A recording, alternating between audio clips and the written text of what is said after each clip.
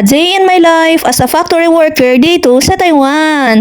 Malagaw na naman kami nga duwa. Naghagaday kami nga alas 3 daw. Magawa kami duwa kay may baklon siya. Baliupdan ko gid siya.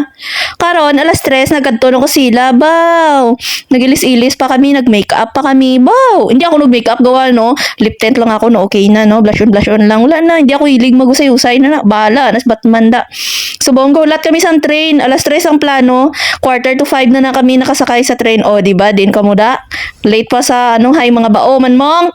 Pero syempre para sa amo normal lang da kay umugid man kami sinadua mag-imaway mong dugay-dugay ganyan sindihanay lang pero man ano ni sa ako nyopod niya kisawag mag-init ang ulo ko gapaningkan ako pero may ninsindiyon gid ni saya kabuot gid ti nag-abot na ni kami ang kadtuan ni namon malantaw kuno kami ka mga ukay-ukay kay kuno kanami ti makadto kami di ka brato gid man na diri mo nagsulod kami ka mga branded pero brato lang. Guys, sa mga mahilig lang ni sa ukay-ukay ha, kay ako ya mahilig mahilig kami ya sa mga ukay-ukay. Laban mo muna, butakan mo muna kay ninit. Sinong tao ni susuka kay ukay man. Poor bite up poor. Di si Manong driver niya yung video-video kung ko.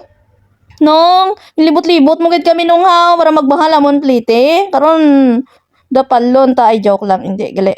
Oh, te, kita mo miga ko. Sige, side view lang dahil. Lantaw ko nung ka-view eh. Pero buot man ni si Manong taxi driver. Dito na sa Taiwan, abi. Magsakay ka sang taxi. Wala sa koon nga.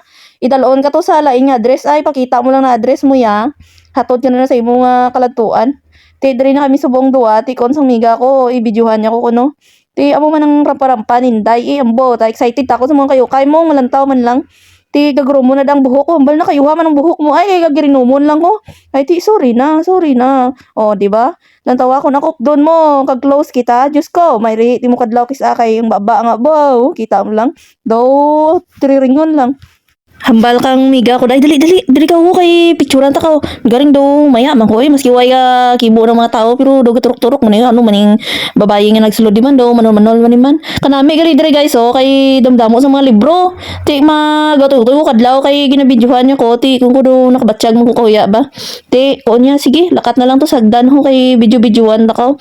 Ko sige ara mabasa-basa ta diya bakla kang libros dalom lang taon-taon kay chindita.